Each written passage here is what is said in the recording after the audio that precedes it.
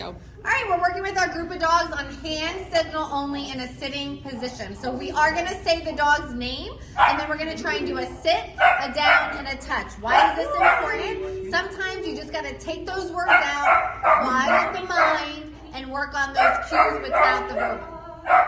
So you can go. Yes.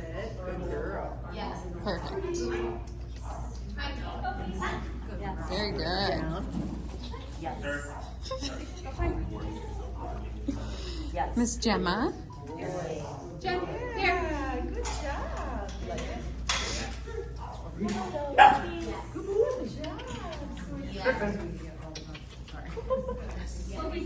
Alice. Rudy. What is this? Rudy. Yes. Kobe.